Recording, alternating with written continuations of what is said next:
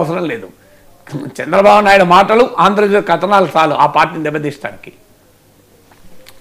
Sir ఇక Trump gold card వచ్చేసింది sir. వ్యక్తిగతంగా కొనుగోలు చేయాలంటే $1 మిలియన్ ఖర్చు పెట్టాలంటే సార్, అది ఇండియన్ కరెన్సీలో అయితే 9 కోట్లు. అలాగే కంపెనీ నుంచి కొనాలంటే 18 కోట్లు, అంటే $2 మిలియన్. ఏంటి సార్ ఈ ట్రంప్ గోల్డ్ కార్డ్ స్పెషాలిటీ ఏంటి? డిమాండ్ ఎంతవరకు ఉంటుంది అండ్ ట్రంప్ లక్ష్యం ఏంటి? డిమాండ్ ఎంతకాలం ఉంటుంది అనేది స్పెక్యులేషన్. భవిష్యత్తు గురించి నేను ఎప్పుడు జ్యోతిషాలు చెప్పాను, చాలాసార్లు చెప్పాను. ఎంతవరకు ఉంటుంది? సో అసలు ఇష్యూ అది కాదు. మీరు గోల్డ్ కార్డులో ఏముంది అనేది పేపర్లో వచ్చింది, అది చదువుకుంటారు ఎవరైనా. అందులో విశ్లేషణ పాయింట్ ఏంటి అంటే, ఈ గోల్డ్ కార్డు వ్యూహం ఏంటి ట్రంప్ది.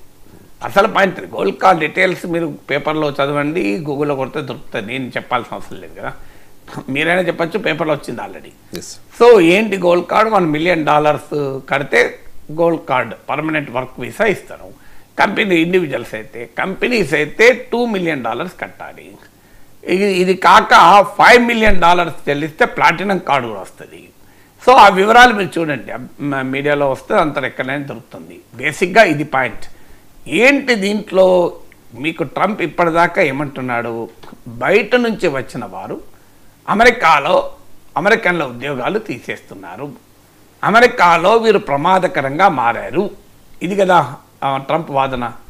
మరి ఇప్పుడు $1 మిలియన్ $2 మిలియన్ వస్తే వాళ్ళు ప్రమాదకరం కాదా? వాళ్ళు అమెరికాలో ఉద్యోగాలు తీసేయలేరా? వాస్తవంగా ఇది కొత్తగా పెట్టింది ఏం కాదు. ఆల్రెడీ EB1 EB2 అని వీసాలు ఉన్నాయి.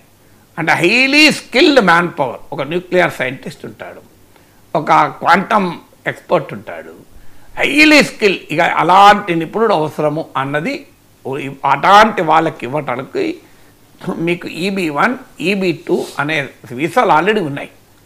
ఇదేంటంటే దానికో ప్రాతిపదిక ఉంది. Highly skill. ఇప్పుడు ఒక న్యూక్లియర్ సైంటిస్ట్, ఒక క్వాంటమ్ ఎక్స్పర్ట్, ఒక స్పేస్ ఎక్స్పర్ట్ అంత ఈజీగా దొరకరు కదా. అందువల్ల మీకు ట్రంపే అన్నాడు, మీకు ఇలాంటి పనుల దగ్గర, అంటే హైలీ స్కిల్డ్ వర్క్ దగ్గర నేను అమెరికన్ స్థానిక అమెరికన్లకు ఉద్యోగాలు ఇవ్వంటే ఏడుకెళ్ళి ఇవ్వాలని నేను అన్నాడు కూడా. సాధ్యం కాదు కదా అన్నాడు. అందువల్ల అలాంటి వాటికి ఈ వీసాలు ప్రత్యేకంగా అమెరికా వీసా ప్రోగ్రాంలో ఆల్రెడీ ఉన్నాయి. ఇప్పుడు ట్రంప్ ఏం చేస్తున్నాడు, వాళ్ళ స్కిల్తో సంబంధం లేదు, డబ్బులతో సంబంధం. అంటే వాళ్ళు $1 మిలియన్ ఇస్తే ఎవరైనా అమెరికాలో వీసా పొందొచ్చు. అంటే ఏంటి, ఇప్పటిదాకా అమెరికా వీసా రావటానికి అమెరికా ఎకానమీ అవసరాలు, అది కూడా హైలీ స్కిల్ అనేది క్రైటీరియా ఉంటే ఇప్పుడు డబ్బును క్రైటీరియాగా మార్చారు ట్రంప్. మరి ఇది ఏ రకమైన విధానం? ట్రంపే చెప్తున్న యాంటీ ఇమిగ్రేషన్ ఫిలాసఫీకి ఏమైనట్లు? పైసలు ఇస్తే బయటివాడు అయినా మంచిదే, పైసలు ఇవ్వకపోతే మాత్రం వాడు దుర్మార్గుడు. ఇది ట్రంప్ చేసే వ్యవహారం. అంటే ఒక రకంగా అమెరికా పౌరసత్వాన్ని, అమెరికా వీసాలను అమ్మకం ఆనికి పెట్టాడు ట్రంప్. ఈ సింప్లీ కన్వర్టెడ్ ఏ వీసా ఇంటూ కమాడిటీ. అంటే అమెరికాలోకి ట్రంప్ కాలంలో రావాలి అంటే డబ్బు ఉండాలి. నైపుణ్యంతో సంబంధం లేదు, అమెరికన్ ఎకానమీకి ఏం కంట్రిబ్యూట్ చేస్తారో సంబంధం లేదు. నీకు if you have money you can simply ఒక రియల్ ఎస్టేట్లో పెట్టుబడి పెట్టైనా నువ్వు డబ్బులు కట్టేసి అయినా రావచ్చు నువ్వు. ఇలాంటి వీసాలు ఇతర చోట్ల ఉన్నప్పుడు UAEలో కూడా గోల్డ్ కార్డు ఉంది. UAEలో ప్రాపర్టీ కొన్నా, UAEలో ఇన్వెస్ట్ చేసినా నీకు గోల్డ్ కార్డ్ వస్తుంది. కానీ UAE is a different country, America is a different country. So ఇప్పుడు అమెరికాలో ట్రంప్ చెప్తున్న మేక్ అమెరికా గ్రేట్ అగైన్కు ఇది ఏ రకంగా దోహదం చేస్తుంది? మేక్ అమెరికా రిచ్ అగైన్ అందామా అంటే $1 మిలియన్ అమెరికా రిచ్ ఏమై ఉంటుంది? వీళ్ళు ఎంతమంది ఉంటారు? 1,00,000 మంది ఉన్నా కూడా ఎంత అవుతుంది?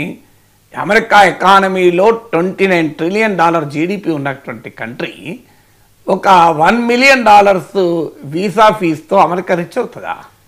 అంటే ట్రంప్ ఇది అమెరికా రిచ్ అయ్యడానికి కూడా కాదు, సింప్లీ ఈ వాంట్స్ టు కమాడిఫై ఎవ్రీథింగ్. పైసలతో మనిషిని విలువ చేయడం అనేది ఒక విధానం. ఇది కాకప్పుడు సౌత్ ఆఫ్రికాలో ఉన్న వైట్ ఉన్నారు అనుకోండి, వాళ్ళకి అమెరికాలో ఈజీగా వీసాలు వస్తాయి. అంటే రేసిస్ట్ అప్రోచ్ కూడా ఇందులో ఇమిడి ఉంది. ఇప్పుడు లేటెస్ట్గా 42 అమెరికాలో రావాలంటే ఒక 42 దేశాల పౌరులకు ఎలాంటి అడ్డంకులు, వీసాలు కూడా అవసరం లేదు. అది అమెరికాలో 42 కంట్రీస్కి చెందిన సిటిజన్స్ ఎలాంటి వీసా లేకుండా రావచ్చు. ఓన్లీ ట్రావెల్ ఆథరైజేషన్ ఉండాలి అంతే. అది కూడా ఆన్లైన్లో అప్లై చేస్తే ఇంటర్వ్యూలు ఏవి ఉండవు, ఆటోమేటిక్గా వాళ్ళకు ఆ ట్రావెల్ ఆథరైజేషన్ వస్తుంది. ఇప్పుడు ఆ 42 కంట్రీస్ నుంచి ఇప్పటి వరకు ఎలాంటి వీసా లేకుండా అమెరికాలో రాగలిగిన వారికి ఇప్పుడు ఏం చెప్తున్నాడంటే మీ 5 ఏళ్ల సోషల్ మీడియా హిస్టరీ చెప్పాలి అంటున్నాడు. 5 ఇయర్స్ సోషల్ మీడియా హిస్టరీ ఎందుకు అడుగుతున్నాడు? ట్రంప్ను ప్రశ్నిస్తే వాళ్ళ వీసా రాదు, ట్రంప్ను సపోర్ట్ చేస్తే వీసా వస్తుంది. అంటే ప్రపంచంలో ఏ కంట్రీ కూడా ఇలా ఒక ప్రెసిడెంటో ప్రైమ్ మినిస్టర్కు వ్యూస్తో తమ వ్యూస్ అనుకూలంగా ఉంటేనే వీసాలు ఇస్తారనే దేశం ప్రపంచంలో లేదు, ఎక్కడ ఎన్నడూ లేదు. అందులో అమెరికా లాంటి సొసైటీ ఆల్వేస్ ఫ్రీ ఎక్స్ప్రెషన్కు స్వేచ్ఛాయుత భావజాలానికి ఒక ప్రతీక. ఇప్పుడు ట్రంప్ ఏం చెప్పి ఆఖరికి మొన్న నోబెల్ ప్రైజ్ విన్నర్ కూడా వీసా తీసేశారు, ఎందుకంటే ఆయన ట్రంప్ను ప్రశ్నించాడు. ట్రంప్ను ప్రశ్నించినందుకు ఆయనకు వీసా తీసేశారు. సో ఎక్కడికి వెళ్తున్నది అంటే, 1 డబ్బుంటే అమెరికాలో రావాలి, 2 వైట్ అయితే అమెరికాలో ఉండాలి రేసిస్ట్, 3 ట్రంప్కు అనుకూలం ఉంటే అమెరికాకు రావాలి, ఇక మిగతా వాళ్ళందరూ వెళ్ళిపోవాలి. ఇది ట్రంప్ గోల్డ్ వీసా కార్డ్ చెప్తున్నటువంటి ఒక అమెరికా నీతి. ఇది అమెరికా లాంటి కంట్రీకి గౌరవాన్ని ఇవ్వదు. It will undermine American prestige and American esteem. America పౌరసత్వాన్ని వేలం పాటలో అమ్మకానికి పెట్టిన ట్రంప్ తన జాత్యహంకారంతో అమెరికా పౌరసత్వాన్ని లింక్ చేసి ఆఖరికి తన రాజకీయ అభిప్రాయాలు ఉన్న వాళ్ళే అమెరికాలో రావాలి అనే స్థాయికి తీసుకొస్తే వాట్ ఈజ్ అమెరికా ఇది ల్యాండ్, ఎలాంటి ల్యాండ్, ట్రంప్ ఏ రకమైన దేశంగా దాన్ని మార్చబోతున్నాడు అనే దానికి ఇది ఒక ఉదాహరణ కదా. Thank you so much sir. ఇది ఇవాళ